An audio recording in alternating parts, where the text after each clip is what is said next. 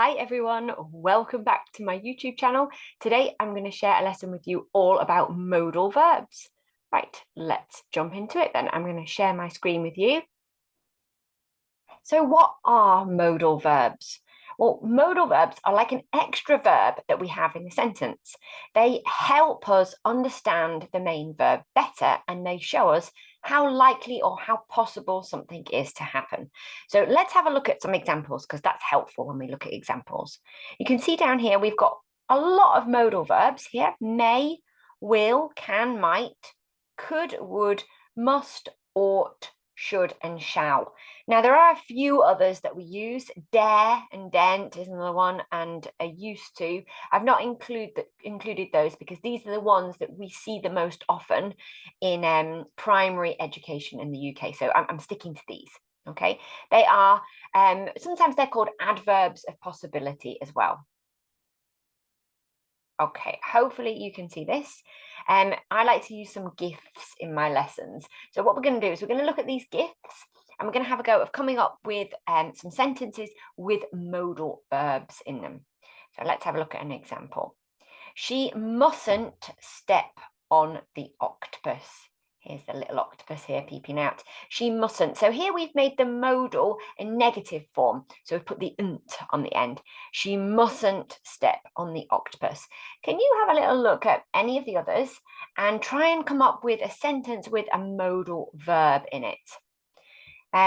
Well, let's look at this one in the middle. So he looks like he could get scared by the monster in the tree.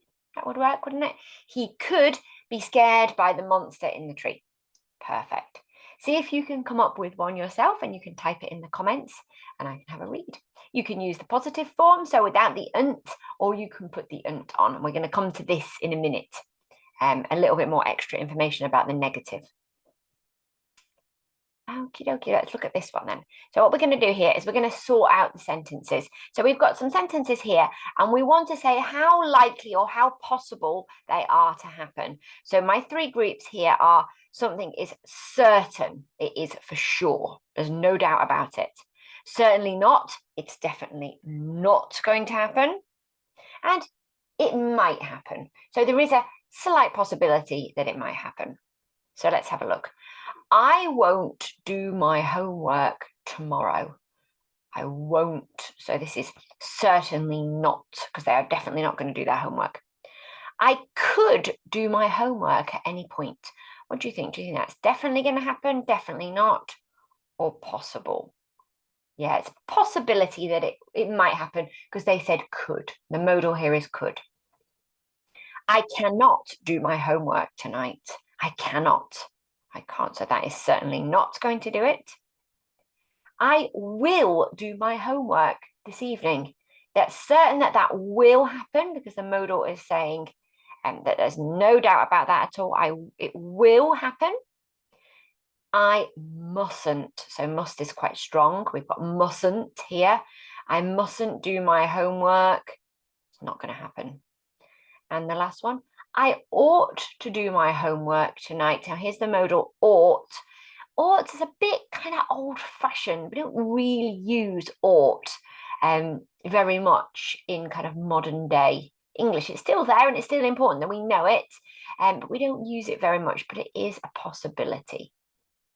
So pop that one there. Okay, so let's have a look then. I want you to read these two paragraphs and have a go of spotting the modal verb. See if you can write it in the comments below. Let's have a look together. On a Thursday night, I usually go to my swimming lessons, but this week I might go to cricket training instead, as I will get into the team if I do. Where do you think the modal is here? Yeah, might. Good, not usually. Okay, next one. Sam knew that he ought to eat the vegetables on his plate, but he thought his mother wouldn't notice if he gave them to the dog instead. What do you think? Ought, yeah. And wouldn't. Well done. Okay, so let's look a little bit at these modal verbs a little bit more in depth. So we've got the modal verb listed down here. We've got the negative, and we've got it in its uncontracted form. Then we've got the negative modal in its contracted form. So let's have a little look at an example first of all. So our modal is can. We've got it uncontracted here. So we've got can not. Yep, so it's two separate words here. Now we need to contract it to make it smaller, and we need that apostrophe where the missing letter's going to go. So cannot becomes can't with the apostrophe in here.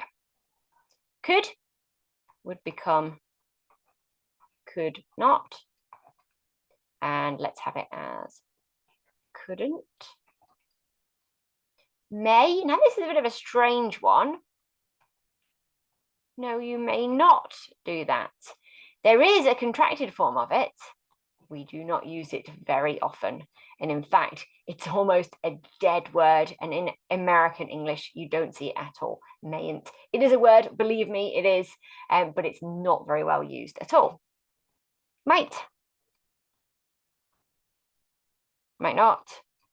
What will it be? Mightn't. Looks funny, doesn't it? But it is correct. Will. Are you getting these right, by the way? Will not. Now this one changes to won't.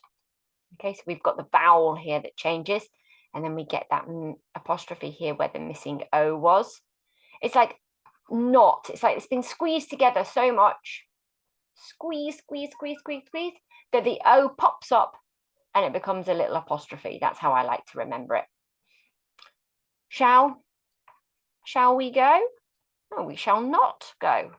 Or we shan't. That is one that really, really trips people up, that one. Often that's in year 6 SATs. It pops up in year 6 SATs quite a lot, and it really catches people out. It's just one you've got to remember. And it's one that we don't use very often, just to make it a bit more difficult. Okay, would. Let's have a little look. We've got would not. And then we've got wouldn't. Oops. Let me kind of rub that out. See, even teachers make mistakes sometimes. Wouldn't. And there we go. Contracted, squeezed together, popped up. There it is. So things to remember then, takeaways from this: modal verbs are auxiliary verbs or helper verbs. They usually go before the verb. They show how possible or how likely it is that something happens. Now, I first learned about modal verbs when I learned German. I didn't learn about them in English. I learned about them in German. And when I was at school, we didn't really need to know about them. But if you are a child and you are in primary school in the UK, then modal verbs are something that you usually look at in around about year 5. And you need to be able to identify them for your SPAG test in year 6. Hope this video is helpful, guys.